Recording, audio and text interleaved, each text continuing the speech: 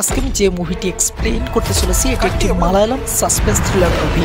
এক সাইকো কিলার শহরের মেয়েদেরকে তুলে নিয়ে গিয়ে একের পর এক নৃশংসভাবে খুন করছে এবং এই কেসটা তদন্ত করতে গিয়ে পুলিশ অফিসার লোকনাথ 30 বছরের একটা পুরনো কেসের খুনিকে ধরতে পারে। সেই খুনি মোট 15টা মহিলাকে গলা কেটে হত্যা করেছিল। কিন্তু কেন, এবং সেটা জানতে পারলে আপনার রাতের ঘুম হারাম হয়ে যাবে। মুভিটার প্রতিটা মুহূর্তে আপনাকে ভাবাতে বাধ্য করবে থ্রিলার মুভির বাপ এটা। তাই চলুন বেশি কথা না বাড়িয়ে মুভিটা শুরু করা যাক।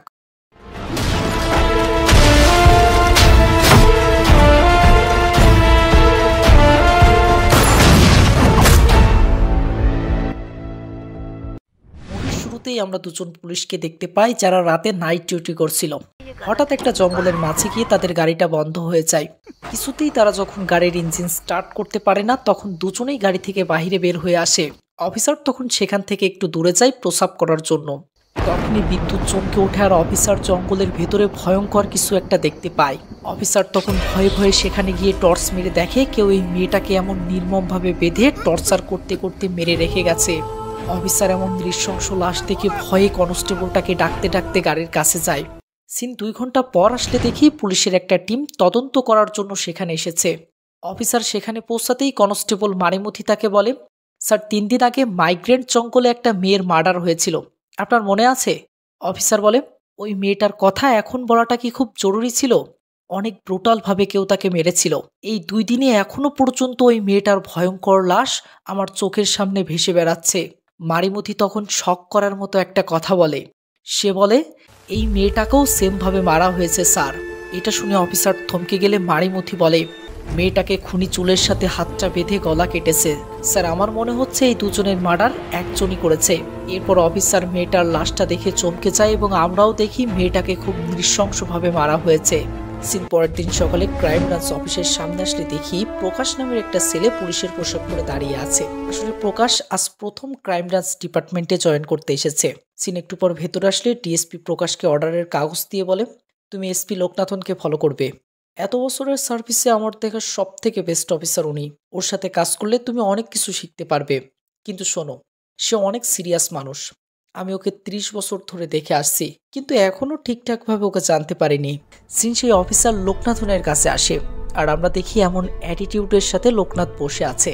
সে অফিসারগুলোকে বলে, তোমরা তো আমার লেকচার শুনতে এখানে এসেছো, তাই না?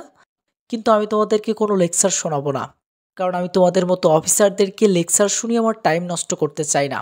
এই বলে রেজিস্টারের খাতাটা তাদের সামনে ফেলে দিয়ে বলে, সাইন করে এখান থেকে তাড়াতাড়ি কেটে পড়ো। লোকনাথের বাজে আচরণে তখন সেখানকার সবাই কানাঘোষা করতে থাকলে লোকনাথ ধমক দিয়ে তাদেরকে থামিয়ে দেয়। আমরা বুঝতে পারি অনেক কড়া মেজাজের অফিসার এই লোকনাথ। সে জটিল কেস সলভ করতে পারে ঠিকই, বাট তার জুনিয়র অফিসারদের সাথে সে খুব একটা ভালো আচরণ করে না। এমন সময় আবার প্রকাশ শব্দ করতে করতে সেখানে আসে আর প্রকাশকে এই লোকনাথের সাথে থেকেই সবকিছু শিখতে হবে। প্রকাশ ভয়ে ভয়ে ডিএসপির অর্ডারটা লোকনাথকে দেখালে লোকনাথ রেগেমেগে ডিএসপির কাছে আসে।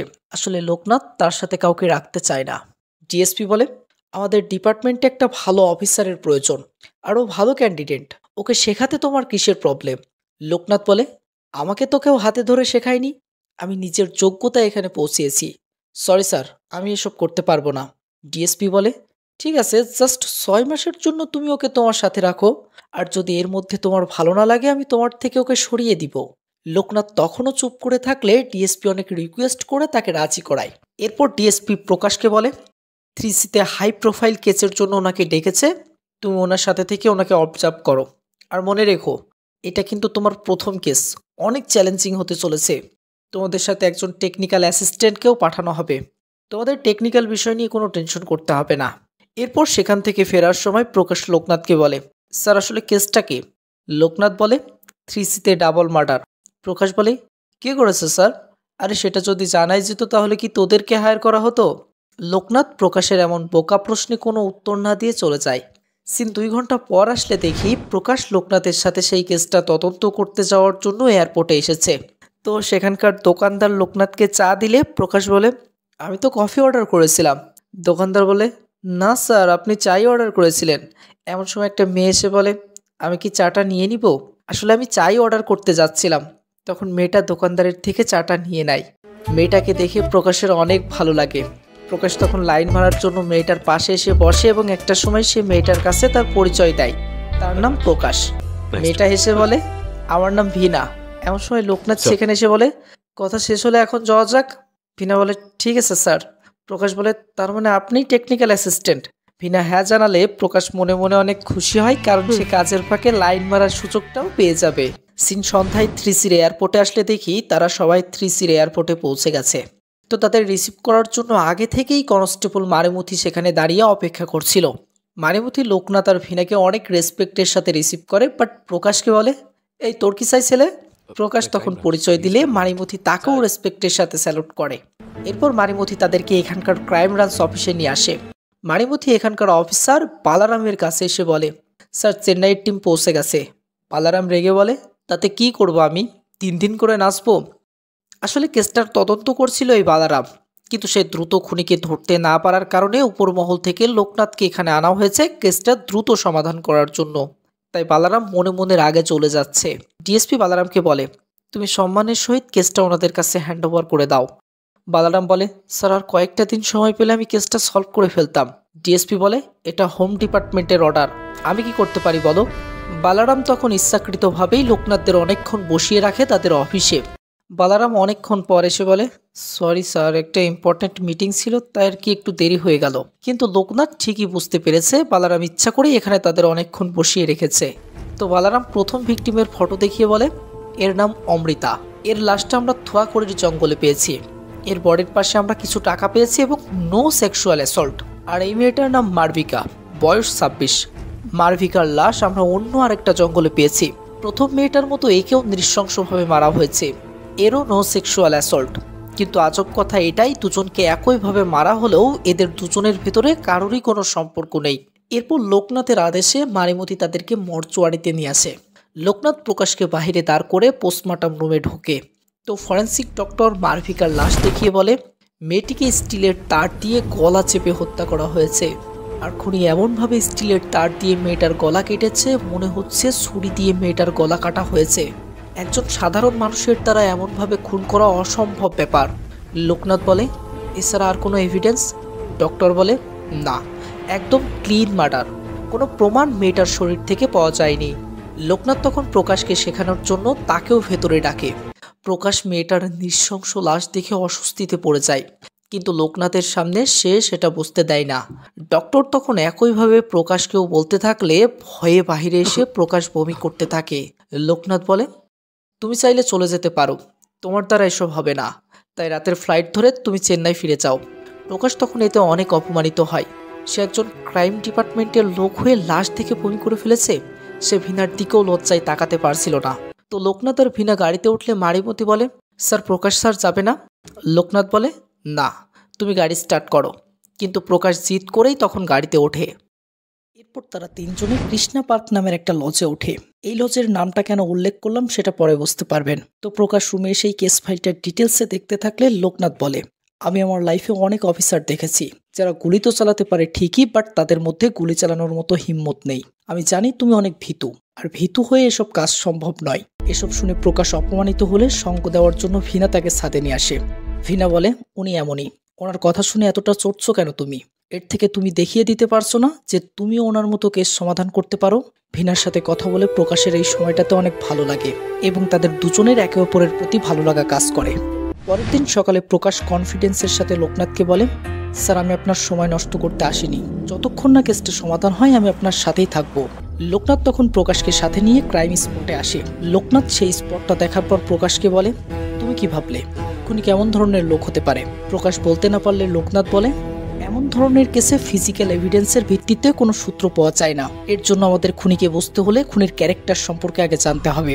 এরপর লোকনাথ প্রকাশকে যেভাবে ভিকটিমের বডিটা পাওয়া গিয়েছিল সেটা দেখাতে বলে। প্রকাশ মেয়েটার লাশের মতো হাঁটু গেড়ে বসলে লোকনাথ প্রকাশের মাথাটা উঁচু করে বলে, আমি তোমার চুল সহ কেন তোমাকে বাঁধবো? যাতে আমি তোমাকে সামনাসামনি দেখতে পারি।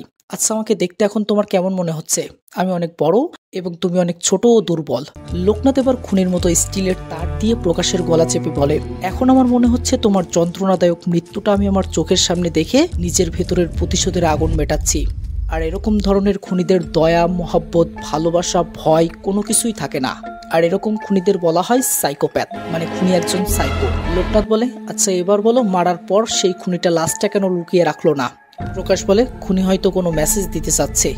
লোকনাথ বলে না, খুনি এমনভাবে মার্ডারটা করেছে সে জানে সেই লাশটা আইডেন্টিফাই করে কেউ তাকে ধরতে পারবে না, কারণ মার্ডারটা অনেক সাবধানের সাথে এবং নিখুঁত প্ল্যান করে করেছে।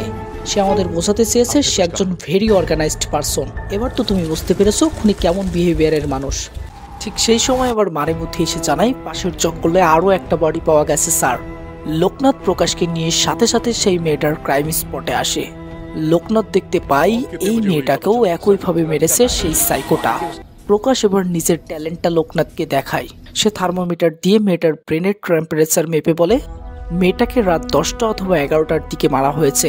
প্রকাশের এই ট্যালেন্ট দেখে লোকনাথ প্রকাশের উপর কিছুটা ভরসা পায়, তাই লোকনাথ প্রকাশকে সেখানে ইনকোয়ারির জন্য রেখে সে কমিশনারের অফিসে যায়। প্রকাশ ইনকোয়ারি করে জানতে পারে মেয়েটার নাম সায়নী। এরপর মেয়েটার বডিটা পোস্টমর্টম করার জন্য মর্চুয়ারিতে নিয়ে আসা হয়। সায়নীর বাবা মা মেয়ের শোকে হাউমাউ করে কাঁদতে থাকে। মারিমুথি সায়নীর বাবা মাকে জিজ্ঞাসাবাদ করে জানতে পারে সায়নী শহরের পাশের একটা এনজিওতে চাকরি করে এবং চাকরির সূত্রে কিছু ফুটপাতের বাচ্চাদের পড়ানোর জন্য রাতে বাড়ি থেকে বের হয়েছিল। প্রকাশ তখনই সেই এনজিওতে এসে সায়নীর ফটোটা দেখালে একটা মেয়ে বলে কাল রাত 8টায় ও এখান থেকে বাসায় ফেরার সময় ওর বাইকটা নষ্ট হয়ে গিয়েছিল। যেহেতু সায়নীর স্কুটিটা নষ্ট হয়ে গিয়েছিল সেহেতু সায়নী তার বাইকটা সারানোর জন্য তখন সেখানকার আশেপাশের কোনো মেকানিক ঘরে যেতে পারে। তাই প্রকাশ সেখানকার আশেপাশের একটা মেকানিক গ্যারেজে আসে। সেখানে গিয়ে প্রকাশ মেয়েটার ফটো দেখিয়ে জানতে চায় কাল রাতে এই মেয়েটা তার স্কুটিটা সারাতে এখানে এসেছিল কিনা, কিন্তু ছেলেটা জানায় না। তখনই সেখানকার একটা লোক তার গাড়িটা সরাতে থাকলে প্রকাশ দেখতে পায় সায়নীর স্কুটিটা সেখানেই দাঁড় করে রাখা আছে। এবার প্রকাশ ছেলেটার দিকে তাকালে ছেলেটা ভয়ে ভয়ে বলে স্যার সত্যি বলছি, কাল সন্ধ্যা 6টার দিকে আমি বাসায় চলে গিয়েছিলাম, মালিক ছিল তখন গ্যারেজে। প্রকাশ এবার গ্যারেজের ভেতরে গিয়ে দেখতে থাকে এবং সে সেখানে একটা রাইফেল দেখতে পায়। ততক্ষণে গ্যারেজের মালিকও সেখানে চলে আসে। লোকটা বলে মেয়েটা কাল রাতে তার বাইকটা সারাতে এসেছিল, কিন্তু বাইকে ইঞ্জিন প্রবলেম ছিল, তাই আমি মেয়েটাকে বাইক রেখে কাল সকালে আসতে বলেছিলাম। প্রকাশ বলে আমি তোমার থেকে এটা জানতে চাই কাল রাত 9টা থেকে 12টার মধ্যে তুমি কোথায় ছিলে? লোকটা বলে আমি জঙ্গলে শিকার করতে গিয়েছিলাম। প্রকাশ বলে তোমার কাছে রাইফেলের লাইসেন্স আছে? লোকটা বলে স্যার লাইসেন্স তো নেই, কিন্তু ফরেস্ট অফিসার থেকে আমি পারমিশন নিয়েছিলাম। সিন কমিশনারের অফিসে আসলে দেখি লোকনাথ কমিশনারকে বলতেছে খুনিকে ধরতে হলে আমাদের ওর প্যাটার্ন ফলো না করে ওর মোটিভকে বোঝার চেষ্টা করতে হবে। আমরা যদি জানতে না পারি মার্ডার কেন হচ্ছে তাহলে আমরা ইনভেস্টিগেশন কোথা থেকে শুরু করব? আমরা যাকে এতদিন ধরে খুঁজছি সেই ইয়াং নয়, ওর বয়স 45 থেকে 55 বছরের ভেতরে। খুনি গত 3 দিন পর পর একটা মার্ডার করেছে, আজ 4র্থ মার্ডারের সম্ভাবনা আছে। তাই আজ রাতে আমাদের অ্যালার্ট থাকতে হবে, কিন্তু খুনিকে আজ আমাদের বুঝতে দেওয়া যাবে না। ওকে ধরার জন্য আজ সকলেই আমরা অ্যালার্ট রয়েছি। তাই পেট্রোলিং, চেকপোস্ট, ব্যারিকেড সবকিছু উঠিয়ে দিতে হবে এবং প্রতিটা পুলিশকে সিভিল পোশাকে রাস্তায় রাস্তায় খুনিকে খোঁজার চেষ্টা করতে হবে। যদি কোনো অফিসার কাউকে সন্দেহ করার মতো দেখতে পায় তাহলে তৎক্ষণাৎ তাকে না থামিয়ে সাথে সাথে আমাকে ইনফর্ম করবে। আর আজ সন্ধ্যা থেকে থানায় যতগুলো মেয়ের মিসিং রিপোর্ট আসবে সকল মেয়ের মিসিং রিপোর্ট সবার আগে যেন আমার কাছে এসে পৌঁছায়। আজ রাতে আমরা একটা মেয়ের মার্ডারই থামাবো না, সাথে খুনিকেও ধরবো। এরপর লোকনাথ পুলিশ টিম সেট করে তাদের নিয়ে রাস্তায় বেরিয়ে পড়ে সেই সাইকো কিলারকে ধরার জন্য। সিনে একটা মেয়ের কাছে আসলে দেখি মেয়েটা নোংরা ফেলার জন্য বাড়ি থেকে বের হয়ে বাইরের ডাস্টবিনের দিকে যাচ্ছে। আমরা দেখি মেয়েটাকে কেউ ফলো করছে। মেয়েটা ডাস্টবিনে ময়লা ফেলার সময় কেউ এমন ধরনের আওয়াজে গাড়ির হর্ন দিতে থাকে। মেয়েটা এবার পিছনে তাকাতেই কিছু একটা দেখে ভয় পেয়ে যায় আর সিন লোকনাথদের কাছে আসে। ফিনা লোকনাথকে ফোন করে জানাই রেটা বাইকেল রোডের দিকে একটা মেয়ের মিসিং কমপ্লেন এসেছে। লোকনাথ তখন মারিমুথির থেকে জানতে চায় রেটা বাইকেল রোডের আশেপাশে কোনো জঙ্গল আছে কিনা। মারিমুথি বলে স্যার একটা বড় আখের ক্ষেত আছে। লোকনাথ তখনই একটা টিম নিয়ে সেই আখের ক্ষেতে পৌঁছায়। লোকনাথ সেখানে পৌঁছাতেই দেখতে পায় সেখানে একটা গাড়ি রাখা আছে। লোকনাথ তখন মারিমুথিকে বলে গাড়িটার হাওয়া ছেড়ে গাড়িটার পাশে লুকিয়ে থাকতে। যেহেতু এই সুনসান জায়গায় রাতের বেলা কেউ গাড়ি রেখেছে সেহেতু কেউ না কেউ আছে এখানে। লোকনাথের নির্দেশে পুরো আখের ক্ষেতের ভেতরে গিয়ে সার্চ করতে থাকে পুলিশেরা, কিন্তু প্রকাশ ছিল অনেক ভীতু। সে অনেকটা সাহস করে আখের ক্ষেতের ভেতরে একা একা ঢোকে ঠিকই, কিন্তু তার ভয়ে কপালে ঘাম ঝরতে শুরু করে। এমন সময় ভিনা লোকনাথকে ফোন করে কিছু একটা বলার জন্য, কিন্তু নেটওয়ার্ক প্রবলেম থাকায় লোকনাথ ভিনার কথা শুনতে পায় না। ওদিকে সিন প্রকাশের কাছে আসলে দেখি প্রকাশ কিছু একটা দেখতে পেয়ে একটা লাঠি নিয়ে এগিয়ে যাচ্ছে। সিন লোকনাথের কাছে আসলে দেখি ভিনা বলতেছে স্যার যে মেয়েটার মিসিং হয়েছিল সেই মেয়েটা তার বান্ধবীর বাসায় গিয়েছিল এবং মেয়েটা বাসায় ফিরে এসেছে। আর ওদিকে সিন প্রকাশের কাছে আসলে দেখি প্রকাশ খুনিকে নয় এদেরকে ধরেছে। তো তাদেরকে ছেড়ে দেওয়া হলে কন্ট্রোল রুম থেকে খবর আসে রাস্তার পাশের ডাস্টবিনের কাছে একটা লাশ পাওয়া গেছে। লোকনাথ টিম নিয়ে সেখানে আসলে আমরা বুঝতে পারি একটু আগে যে মেয়েটা ময়লা ফেলার জন্য এখানে এসেছিল সেই মেয়েটাকে খুনি মেরে এখানে রেখে গেছে। এই মেয়েটাকেও খুনি একইভাবে মেরেছে। এমন সময় মারিমতি কাঁদতে কাঁদতে সেখানে এসে বলে, স্যার আমার ওয়াইফ ফোন করেছিল, আমার মেয়ে অনেকক্ষণ ধরে নিখোঁজ, আপনি চেক করে দেখেন তো ওটাই কি আমার মেয়ে নাকি, ওর বাম হাতে একটা তিল আছে। প্রকাশ তখন মেয়েটার বাম হাত চেক করে দেখে এটাই মারিমতির মেয়ে। মারিমতি কান্নায় ভেঙে পড়ে। পরের দিন মারিমতির মেয়ের অন্তিম সংস্কারের পরে লোকনাথ ভাবনায় পড়ে যায়। সে বুঝতে পারছিল না এমন নিখুঁত প্ল্যানের খুনিকে তারা কিভাবে ধরবে। প্রকাশ বলে, স্যার পরপর খুনি 4টা খুন করলো, কিন্তু কোনো প্রমাণই সে রেখে যায়নি। প্রথম মার্ডারের মতো এই 3টা মেয়েকেও সে একইভাবে খুন করেছে। আচ্ছা স্যার, আপনি কি এমন ধরনের মার্ডারকে কখনো এক্সপিরিয়েন্স করেছেন? লোকনাথ তখন বলে, আমরা কিভাবে মানবো এই মার্ডারের প্রথম খুন প্রথমটা দিয়েই শুরু হয়েছে? এমনটাও তো হতে পারে খুনি অনেক আগে থেকেই মার্ডার করা শুরু করেছে। এরপর লোকনাথ সাথে সাথে ভিনাকে কল করে বলে, ইমিডিয়েটলি চেক করো এরকম ধরনের কেস আগেও হয়েছে কিনা। ভিনা তখন ডিপার্টমেন্টের সকল ডেটাবেস ঘেটে লোকনাথকে জানায়, 10 বছরে 236টা এরকম ধরনের কেস আমাদের ডেটাবেসে সংরক্ষণ করা আছে, যার মধ্যে 105টা ফিমেল ভিকটিম। লোকনাথ সেই কেস ফাইলগুলো ভালো করে চেক করার পরও সেখান থেকে কোনো ক্লু বের করতে পারে না। তখন প্রকাশ বলে, স্যার আমি একটা বইতে পড়েছি খুনি 20-30 বছর পর কোনো না কোনো কারণে আবার খুন করা শুরু করে। ভিনা বলে, কিন্তু এমনটা কেন? লোকনাথ বলে, ডিস্ট্রাকশন। খুন করে খুনি যে স্যাটিসফ্যাকশন পায় সেটা অন্য কোনো মানুষের সাথে মেশার কারণে খুন করা তখন বন্ধ করে দেয়, কিন্তু যখন সেই মানুষটা আবার তার লাইফ থেকে চলে যায় সে আবার স্যাটিসফ্যাকশনের জন্য খুন করা শুরু করে। প্রকাশ 20 বছর আগের কেস ফাইলগুলো দেখে এই কেসের মতো একটা কেস দেখতে পায়। সে লোকনাথকে বলে, 1979 সালে লিনা ম্যাথিউ নামের এই মহিলাটাকে খুনি গলা কেটে হত্যা করেছিল। এটা দেখে আমি আরও কিছু পুরনো ফাইল ঘেটে 9টা মহিলার মার্ডার কেসের ফাইল বের করেছি, আর সকল ভিকটিমকে খুনি গলা কেটে হত্যা করেছে এবং 9টা খুনি আলাদা আলাদা জায়গায় হয়েছে, এবং সেই সময় খুনি 40 থেকে 45 বছরের মহিলাকে দেখে দেখে টার্গেট করে মেরেছিল। কিন্তু সব থেকে ইম্পর্টেন্ট কথা হলো খুনগুলো আলাদা আলাদা জায়গায় হওয়া সত্ত্বেও কেসগুলোর ইনভেস্টিগেশন অফিসার একই ব্যক্তি ছিল এবং সে খুনিকে আইডেন্টিফাই করতে পেরেছিল না। কেসগুলো আজও আনসলভড হয়ে পড়ে আছে। আমি সেই অফিসারের নামটা কালেক্ট করেছি, জন সেবাস্টিন, আর এটা ওনার অ্যাড্রেস। লোকনাথ তখন জন সেবাস্টিনের সাথে দেখা করার জন্য জন সেবাস্টিনের লোকেশনে যায়, আর এদিকে প্রকাশ পুরনো কেসের ফাইল ঘেটে সন্দেহ করার মতো কিছু একটা দেখতে পায়। সে 4টা ভিকটিমের গলার পাশে কালো এক ধরনের দাগ দেখতে পায়। প্রকাশ তখন এই কালো দাগের ব্যাপারে জানার জন্য ডক্টরের কাছে আসে। ডক্টর ফটোটা দেখে বলে, আমাদের বডিতে 32টা প্রেসার পয়েন্ট আছে। এই পয়েন্টগুলোর মধ্যে যদি কাউকে জোরে আঘাত করা হয় তাহলে 10 মিনিটের জন্য তার জ্ঞান হারিয়ে যাবে। প্রকাশ বলে, 30-35 সাল আগে কিভাবে জানতো এটা? ডক্টর বলে, বই পড়ে। সিন লোকনাথের কাছে আসলে দেখি লোকনাথ জন সেবাস্টিনের বাড়িতে এসেছে। একজন লোক বাড়ির দরজা খুলে লোকনাথ জানতে চাই, সেবাস্টিন কি বাসায় আছেন? লোকটা জানায় উনি অনেক বছর আগেই মারা গেছেন। লোকনাথ বলে, তাহলে আপনি কে? লোকটা বলে, সে জন সেবাস্টিনের ছেলে, তার নাম ক্যানেডি। লোকনাথ তখন পানি খাওয়ার নাম করে ক্যানেডির বাসার ভেতরে ঢোকে। লোকনাথ বাসার ভেতরে ঢুকে দেখতে পাই বাসাটা অনেক নিখুঁতভাবে গোছানো এবং অনেকগুলো ফটো ফ্রেম দেওয়ালে টাঙানো। লোকনাথ তখন ক্যানেডির থেকে জানতে চাই তার বাসায় এতগুলো ফটো ফ্রেম টাঙানো কেন। ক্যানেডি জানায় সে একজন প্রফেশনাল ফটোগ্রাফার। লোকনাথ তখন একটা ফটো ফ্রেমের দিকে তাকালে ক্যানেডি খুশি হয়ে জানায় ওটা তার ছেলের ফটো এবং তার ছেলে দিল্লিতে পড়ালেখা করতেছে। লোকনাথ বলে, আর আপনার ওয়াইফ? ক্যানেডি অনেক দুঃখের সাথে জানায় 3 মাস আগে তার ওয়াইফ মারা গেছে।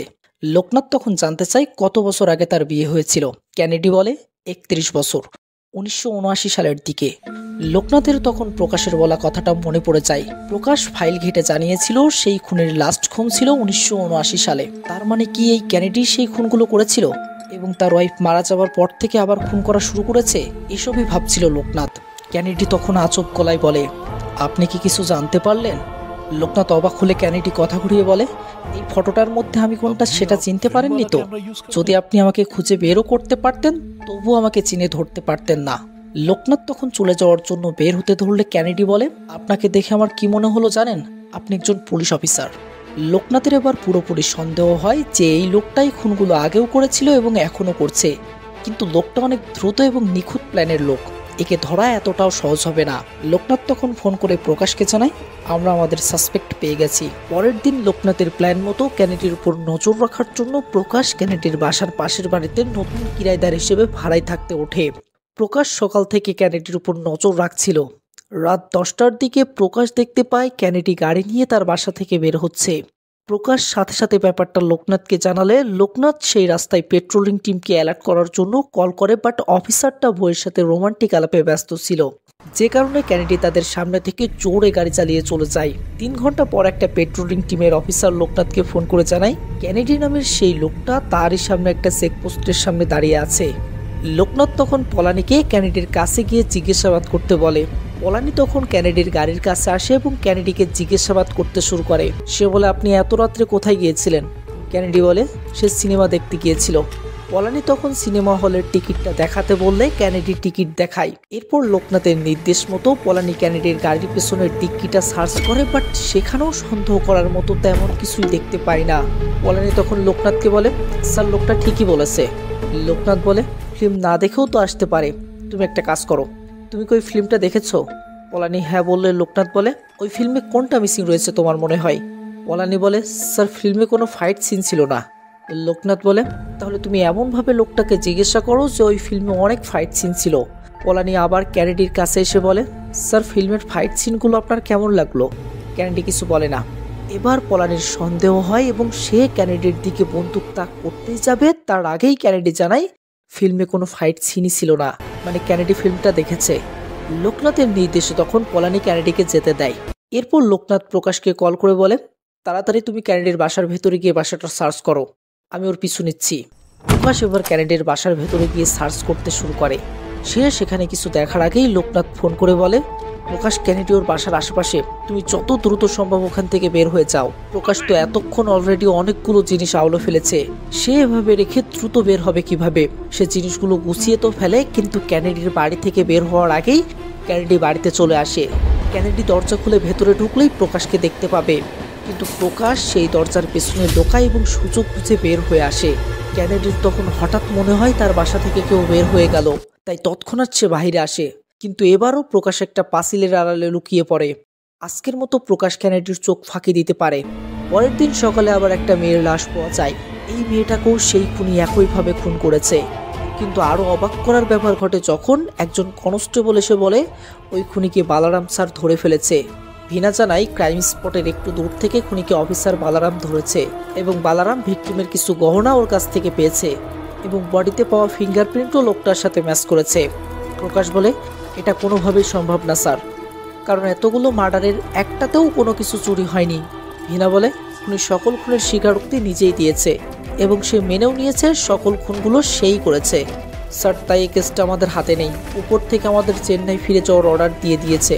এমন সময় অফিসার বালারাম এসে লোকনাথকে অপমান করার জন্য বলে, কি ব্যাপার, তোমরা এখনো ফিরে যাওনি? এই বলে বালারাম সেই একটা ভাব নিয়ে চলে যায়। আসলে বালারামই একজনকে খুনি সাজিয়ে এই কেসটা সমাধান করেছে। লোকনাথ তখন বলে, আমার মনে হয় না ওরা খুনিকে কোর্ট পর্যন্ত পৌঁছাতে পারবে। আর ঠিক সেটাই হয়। পরের দিন নিউজে বলে বালারাম যে সিরিয়াল কিলারকে ধরেছিল সেই সিরিয়াল কিলারকে কোর্ট পর্যন্ত পৌঁছানোর আগেই খুনি আত্মহত্যা করে মারা গেছে। স্যার এখান থেকে আমরা এভাবে যেতে পারি না, আমাদের কিছু করতে হবে। লোকনাথ বলে, আমি এডিজিপির সাথে কথা বলেছি, আমি এখানেই থাকছি, কিন্তু তোমাকে এখান থেকে চেন্নাই ফিরে যেতে হবে। প্রকাশ বলে, স্যার আমি আপনার সাথে থাকতে চাই। লোকনাথ বলে, ডিপার্টমেন্টে তুমি নতুন জয়েন করেছো, এতে ইনকোয়ারি হলে তোমার চাকরি চলে যেতে পারে। প্রকাশ তখন বলে, চাকরি গেলে যাক স্যার, আমি এই কেস সমাধান না করে এখান থেকে যাব না। পরের দিন রাত 10টার দিকে ক্যানেডি গাড়ি নিয়ে আবার বাড়ি থেকে বের হয়। লোকনাথ আর প্রকাশ ক্যানেডিকে ফলো করতে করতে একটা সুপার শপে আসে। ক্যানেডি সুপার শপের ভেতরে ঢুকলে লোকনাথের নির্দেশে প্রকাশও সুপার শপে ঢোকে। হঠাৎ ক্যানেডি প্রকাশকে পিছন থেকে থামায় এবং নিজেই পরিচিত হয় প্রকাশের সাথে। একটা সময় ক্যানেডি প্রকাশকে বলে, মনে হলো তুমি কাউকে খুঁজছিলে। প্রকাশ বলে, না স্যার, ডিনারের জন্য কিছু জিনিস কিনতে এসেছিলাম। ক্যানেডি বলে, প্রতিবেশী হিসেবে তোমাকে একদিন ডিনারের দাওয়াত দেওয়াটা আমার দায়িত্ব, তাই তুমি আজ রাতে আমার সাথে ডিনার করবে। প্রকাশ যেতে না চাইলে ক্যানেডি বলে, তুমি টেনশন করো না, আমি তোমাকে খেয়ে নেবো না। এই বলে ক্যানেডি জোর করে প্রকাশকে তার বাড়িতে নিয়ে আসে। লোকনাথ ক্যানেডির বাড়ির বাহিরে দাঁড়িয়ে প্রকাশের ফেরার অপেক্ষা করতে থাকে। একে তো প্রকাশ ভয়ে শেষ, তার উপরে আবার তাকেই বাড়ির দরজাটা বন্ধ করতে বলে। তো প্রকাশ গাজর কাটার সময় একটা রুমের দরজা দেখতে পায়, যেটা দেখে তার সন্দেহ হয় এবং সে টয়লেট যাবার নাম করে চুপি চুপি সেই রুমে ঢোকে। সে সেখানে গিয়ে দেখতে পায় 1979 সালে যতগুলো মহিলার মার্ডার হয়েছিল সকল ভিকটিমের ফটো একটা ফটো ফ্রেমের মধ্যে রাখা রয়েছে। তার মানে 1979 সাল পর্যন্ত যে মহিলাগুলোকে গলা কেটে হত্যা করা হয়েছিল সেই খুনগুলো আর কেউ না, এই ক্যানেডিই করেছিল। কিন্তু প্রকাশ সেখান থেকে বের হওয়ার আগেই ক্যানেডি সেই রুমে আসে এবং প্রকাশের গলা টিপে ধরে। এমন সময় লোকনাথ দরজায় কলিং বেল বাজালে ক্যানেডি প্রকাশের ঘাড়ে জোরে আঘাত করে অজ্ঞান করে দেয় এবং হাত পা বেঁধে প্রকাশকে সেই ঘরে আটকে রাখে। এরপর ক্যানেডি দরজা খুললে লোকনাথ বলে, আমি কি ভেতরে আসতে পারি? কিন্তু ক্যানেডি বলে, আমি অনেক ব্যস্ত। এমন সময় প্রকাশের জ্ঞান ফেরে এবং দরজায় সে ধাক্কা মারতে থাকলে ক্যানেডি দরজা আটকে দিতে চায়। লোকনাথ তখন ক্যানেডির মাথায় বন্দুক ধরে, যার ফলে ক্যানেডি তাকে প্রকাশের রুমে নিয়ে আসে। প্রকাশ সেই ভিকটিমদের ফটোগুলো লোকনাথকে দেখালে লোকনাথ ক্যানেডির মাথায় বন্দুক তাক করে জানতে চায় এসব ভিকটিমদের ফটো তার বাড়িতে রাখা আছে কেন। ক্যানেডি বলে, আমি জানি না এরা কারা। এমন সময় ক্যানেডিকে তার ছেলে কল করে। লোকনাথ ফোনটা নিয়ে নিলে ক্যানেডি বলে, আমার ছেলের কল। লোকনাথ বলে, এসব ফটোর ব্যাপারে তোর ছেলের কাছে আমি জিজ্ঞাসা করব? ক্যানেডি বলে, আচ্ছা ঠিক আছে, আমার ছেলের সাথে কথা শেষ করে আমি তোমাকে সবকিছু খুলে বলছি।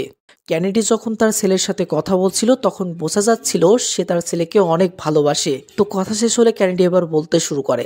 সে বলে, আমার আর আমার ছেলের সম্পর্ক অনেক ভালো, কিন্তু আমার বাবার সাথে আমার সম্পর্ক খুব একটা ভালো ছিল না। আর এসব মহিলার মার্ডারগুলো আমার বাবার কারণেই হয়েছিল। সিন তখন অতীতে যায়। এই সময়টাতে ক্যানেডির বয়স ছিল 17-18 বছর। ক্যানেডির মা অনেক আগেই মারা গিয়েছিলেন। তার বাবা জন সেবাস্টিন একজন পুলিশ অফিসার। জন সেবাস্টিন ক্যানেডিকে সহ্য করতে পারত না। যেমন সারাদিন বাড়ির সকল কাজ করে ক্যানেডি তাদের জন্য খাবার রান্না করেছিল, কিন্তু খাবারের স্বাদ একটু কম হওয়ার কারণে ক্যানেডির বাবা তাকে মারতে শুরু করে। তারপরও বাবার ভয়ে ক্যানেডি বাবার কথা মতো সকল কাজ করত। সকালে যদি একটু দেরি করে ক্যানেডি ঘুম থেকে উঠতো তাহলে এইভাবে তাকে মারতো। যদি পরীক্ষায় কম মার্কস পেত তাহলে এইভাবে তাকে মারতো। মানে প্রতিটা কাজেই ক্যানেডির খুঁত ধরতো এবং সেটার জন্য ইচ্ছা রকম কেলানি দিত। কিন্তু ক্যানেডি কখনোই বুঝতে পারতো না তার বাবা প্রতিটা সময় তার সাথে কেন এমন ধরনের বাজে আচরণ করত। ক্যানেডি নিজের ভিতরের ফ্রাস্ট্রেশনে অনেকবার আত্মহত্যা করারও চেষ্টা করে, বাট না পেরে টেনশনটা কমানোর জন্য সে সিগারেট খাচ্ছিল। কিন্তু সেটা আবার স্কুলের ম্যাডাম দেখে নেয় এবং সেটা সে তার বাবাকে বলার কথা বলে। ক্যানেডি ম্যাডামকে অনেকবার বোঝানোর চেষ্টা করে তার বাবা জানতে পারলে তাকে মেরে ফেলবে, কিন্তু ম্যাডাম সেটা না শুনলে ক্যানেডি বাবার ভয়ে সেখান থেকে একটা পাথর তুলে পিছন থেকে ম্যাডামের ভবলীলা সাঙ্গ করে দেয়। এটাই তার জীবনের প্রথম মার্ডার ছিল। সে ভয়ে এই মার্ডারটা করে ফেলেছিল। সে তাড়াহুড়ো করে পাথরটা নিয়ে বাড়িতে চলে আসে এবং নিজেকে বাঁচানোর জন্য পাথরটা সে তার খাটের নিচে লুকিয়ে রাখে। এই কেসের দায়িত্ব আবার ক্যানেডির বাবা জন সেবাস্টিনের উপরে পড়ে। কিন্তু জন সেবাস্টিন কেসটার কোনো কুল কিনারে বের করতে পারে না, কারণ একে তো খুনি তার বাড়ির ভেতরে রয়েছে যাকে কোনোভাবেই সন্দেহ করার মতো নয়, আবার ক্রাইম স্পট থেকে সে তেমন কোনো ক্লুও বের করতে পারেনি। কেসটা সমাধান করতে না পারায় ক্যানেডির বাবা সেই দিন সারা রাত ধরে প্রচুর মদ খায়, যার ফলে ক্যানেডি পরের দিন সকালে উঠলেই তার বাবার কোনো হুঁশ থাকে না। জীবনে প্রথমবারের মতো ক্যানেডি পুরো ঘুম ঘুমিয়ে ওঠে এবং তার বাবা কেসটা নিয়ে ব্যস্ত থাকায় সে কিছুদিনের জন্য অনেক ভালো ছিল। কিন্তু যখন সেই কেসটা আপনা আপনি বন্ধ হয়ে যায় তখন তার বাবা আবার ক্যানেডিকে আগের মতো মারতে শুরু করে। কিন্তু ক্যানেডির এবার শরীরে ব্যথা হওয়ার কারণে রাগ হতো না, বাবার উপর ঘৃণায় সে ঘুমাতে পারতো না। এর জন্য সে আরেকজন মহিলাকে মারার সিদ্ধান্ত নেয় এবং একইভাবে রাতে সে আরেকটা মহিলাকে মেরে ফেলে। যেহেতু ভিকটিমের সাথে তার কোনো সম্পর্ক ছিল না, সেহেতু তার বাবাও তাকে ধরতে পারতো না। এরপর থেকে জন সেবাস্টিন যেদিন তাকে মারতে শুরু করতো সেদিন রাতেই একটা মানুষ খুন করা শুরু করে। আর তার বাবা কেস সমাধান করতে না পেরে সবসময় মদের নেশায় ডুবে থাকতো, যে কারণে সে শান্তিতে বাঁচতে পারত। আর এভাবেই সে তার বাবার হাতের মার খাওয়া থেকে বাঁচতে একের পর এক খুন করা শুরু করে। ক্যানেডি বলে, খুন করার সময় আমি মানুষের চোখের দিকে তাকাতে পারতাম না, কারণ মৃত্যুর আগে যে ভয়ানক রূপ দেখা দিত সেটা দেখতে আমার ভয় করত, আর এর জন্য আমি ওদের চোখের দিকে তাকাতাম না। আর এসব মার্ডার করতে করতে আমি দিনের পর দিন নতুন কিছু শিখতাম এবং ভিকটিমদের অ্যাকুপ্রেশার পয়েন্টে আঘাত করে অজ্ঞান করে তাদেরকে মারতাম। আমার বাবা খুনিকে ধরতে না পেরে স্টেশনের পর স্টেশন বদলাতো, কিন্তু আমাকে মারা বন্ধ না করায় আমি একের পর এক মানুষকে খুন করতাম। কিন্তু একটা সময় সিদ্ধান্ত নিলাম মাসুম লোকদের না মেরে আমার বাবাকেই মেরে ফেলবো, আর সেটাই করি, বাবাকে বিষ খাইয়ে মেরে ফেলি। বর্তমানে আসলে ক্যানেডি বলে, এবার তো আপনি বুঝতে পারলেন কেন খুনগুলো করেছি আমি। লোকনাথ ক্যানেডিকে মারতে মারতে বলে, এসব বানানো গল্প তুই আমাকে শোনাতে আসিস না। ক্যানেডি তখন কাঁদতে কাঁদতে বলে, প্লিজ আমাকে আমার ছেলের জন্য ছেড়ে দাও, আমি এসব করাতে খুব অনুতপ্ত। ক্যানেডির কথার দ্বারা প্রকাশের মনে হয় তারা যে খুনিকে খুঁজছিল সেই খুনি ক্যানেডি নয়, কারণ তারা যে খুনিকে খুঁজছে সেই খুনির ভেতরে কোনো মায়া দয়া ও ভালোবাসা নেই। সেই খুনি মানুষের চোখের দিকে তাকিয়ে খুনগুলো করেছে, কিন্তু ক্যানেডির বলা কথা অনুযায়ী মানুষের চোখের দিকে তাকিয়ে সে খুনগুলো করতে পারতো না। প্রকাশ তখন লোকনাথকে এটা খুলে বললে লোকনাথও বুঝতে পারে কিছু তো একটা গড়বড় আছে। তখন ক্যানেডি বলে, কেন, পুলিশ তো সেই খুনিকে ধরেছে এবং তার মৃত্যুও হয়ে গেছে, তার মানে ওই লোকটার থেকে জেনে তোমরা আমার কাছে আসোনি। লোকনাথ তখন আবার ক্যানেডিকে মেরে জানতে চাই তুই কার কথা বলছিস, আর তুই যদি না বলিস তাহলে তোর ছেলের কাছে আমি কিন্তু সকল কথা বলে দিব। কিন্তু ক্যানেডি চায় না তার ছেলে তাকে জেলে দেখুক, তাই সে আবার বলতে শুরু করে। সে বলে, মাঝে মাঝে আমি আমার ছেলের সাথে দেখা করার জন্য দিল্লিতে যেতাম। 2 মাস পর আমি যখন দিল্লি থেকে বাড়িতে ফিরে আমার বাসায় ঢুকি, তখন হঠাৎ করে কেউ পিছন থেকে আমার গলা চেপে ধরে এবং আমার চোখ সহ আমার পুরো শরীর চেয়ারের সাথে বেঁধে ফেলে। লোকটা ক্যানেডিকে বলে, তোর নির্মলাকে মনে আছে? নির্মলা আমাদের বাসার চাকরানি ছিল, যাকে বাসায় যাওয়ার পথে তুই ওকে অজ্ঞান করেছিলি এবং যখন তুই ওকে মারার জন্য আম খেতে নিয়ে গিয়েছিলি তখন আমি তোকে দেখতে পেয়েছিলাম এবং তারপর থেকে তোকে ফলো করে দেখে আমি বুঝতে পেরেছিলাম তুই অনেক ক্লিন করে মার্ডার করতিস, কোনো প্রমাণ ছেড়ে যেতিস না। তাই আমি আজ তোর কাছে এসেছি শিখতে যে তুই খুনগুলো কিভাবে করতিস এবং পুলিশেরাও তোকে ধরতে পারতো না। সিন বর্তমানে আসলে ক্যানেডি বলে, আমি তখন ওর সকল প্রশ্নের উত্তর দিয়েছিলাম আর তারপর থেকেই শহরে মার্ডার হওয়া শুরু হয়েছে। ক্যানেডি আরও বলে, আমি খুনগুলো করেছিলাম কারণ আমার কাছে একটা কারণ ছিল, কিন্তু ও আলাদা, ও শয়তান, ও কখনোই খুন করা বন্ধ করবে না। লোকনাথ ক্যানেডির থেকে জানতে চাই লোকটাকে। ক্যানেডি বলে, আমি শুধু ওর আওয়াজটা চিনতে পারবো, বাট ওর চেহারা আমি কখনোই দেখতে পাইনি, আর যদি জানতাম তাহলে সবার আগে আমি ওকে মেরে ফেলতাম। লোকনাথ তখন ক্যানেডিকে থানায় নিয়ে যাওয়ার জন্য প্রকাশকে বললে ক্যানেডি থানায় যেতে চায় না এবং গাড়ির কথা শুনতেই তার একটা কথা মনে পড়ে। সে তখন লোকনাথদের বলে, ওই রাতে আমি লোকটার গাড়ি দেখেছিলাম, গ্রে কালারের গাড়ি এবং বাচ্চাদের খেলা বন্দুকের মতো গাড়ির হর্ন। প্রকাশের তখন মনে পড়ে যায় সে সেই গাড়ির আওয়াজটা সেই গ্যারেজ থেকে শুনেছিল। এদিকে ক্যানেডি তখন সুযোগ বুঝে একটা রুমে গিয়ে দরজা আটকে দেয়। ক্যানেডি দরজার ওপাশ থেকে কাঁদতে কাঁদতে বলে, আমি জানতাম আমি আমার পাপের সাজা একদিন না একদিন পাবই, কিন্তু প্লিজ প্লিজ তোমরা আমার ছেলেকে আমার সম্পর্কে বলবে না, না হলে আমার বাবা আর আমার মধ্যে কোনো পার্থক্য থাকবে না। এরপর গ্যাস সিলিন্ডার ব্লাস্ট করে আত্মহত্যা করে নেয় ক্যানেডি। এখান থেকে সিন কাট করে এই লোকটার কাছে আসে। তো এই লোকটা বাড়িতে ফিরেই এমনভাবে খেতে শুরু করে।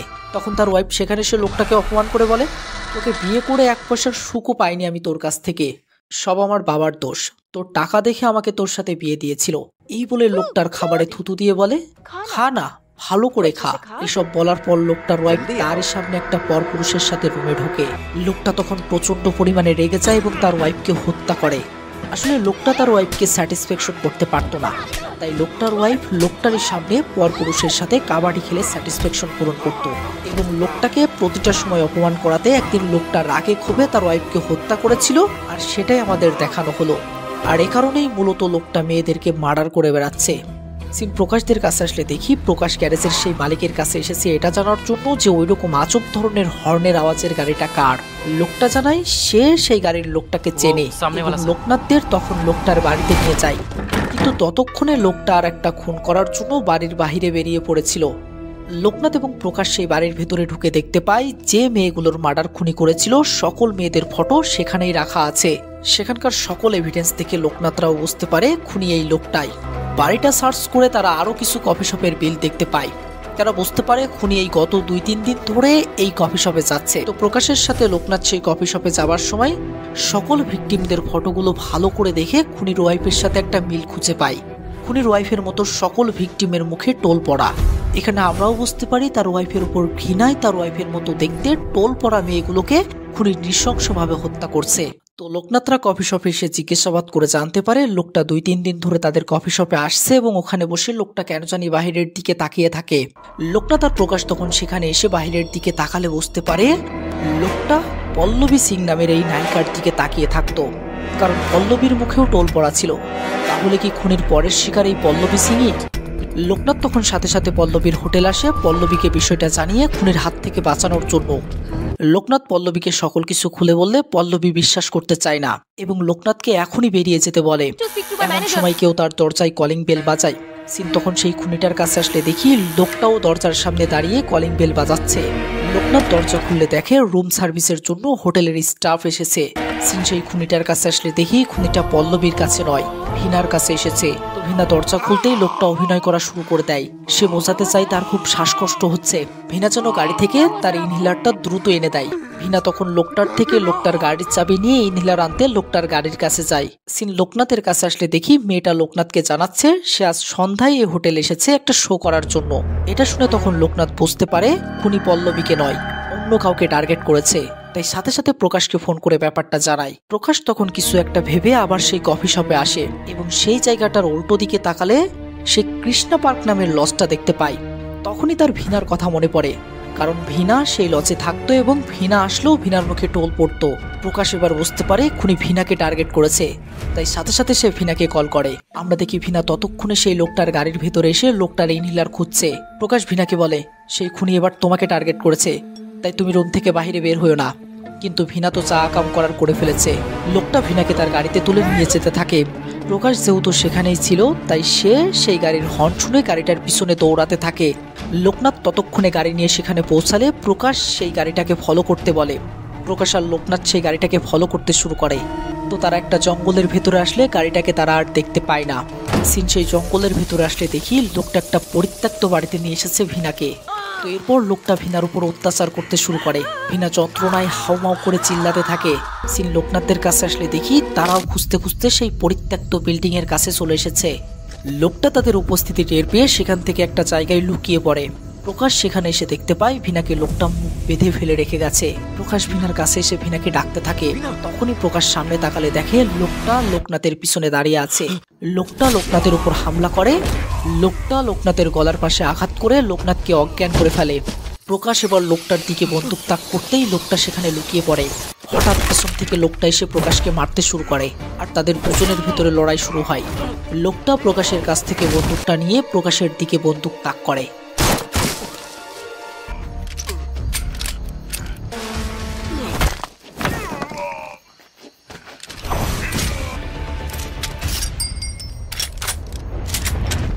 ऐसे ठीक करते हैं सर। नीचे बैठ। এই সময়টাতে প্রকাশের লোকনাথের বলা কথাটা মনে পড়ে। লোকনাথ বলেছিল সে অনেক অফিসারকে দেখেছে যারা গুলি তো চালাতে পারে ঠিকই, কিন্তু তাদের মধ্যে গুলি চালানোর মতো হিম্মত নেই। তাই এবার সে ভয় না পেয়ে লোকটার উপর গুলি চালিয়ে দেয়। সিন পরের দিন সকালে হসপিটাল আসলে দেখি ভিনা ঠিক আছে। ভিনা এসে প্রকাশকে বলে, তাহলে তুমি তোমার প্রথম কেস সলভ করেই ফেললে। লোকনাথ কিছুটা সুস্থ হতেই প্রকাশকে বলে, নতুন একটা কেসের জন্য আমাদেরকে ডেকেছে, আমরা দুজনেই সেই কেসটা সলভ করতে যাব। এটা শুনে প্রকাশ মনে মনে খুশি হয়, আর মুভিটা এখানেই শেষ হয়ে যায়। তো যদি আপনার মাথা সত্যিই খারাপ হয় তাহলে ভালো করার জন্য ভিডিওতে একটা লাইক করে দিন, এবং আগের অবস্থায় আপনি যদি থাকেন তাহলে একটা কমেন্ট করে জানান। আর হ্যাঁ, আবার যদি আপনার মাথা খারাপ করতে মন চাই তাহলে চ্যানেলটিকে সাবস্ক্রাইব করে দিন।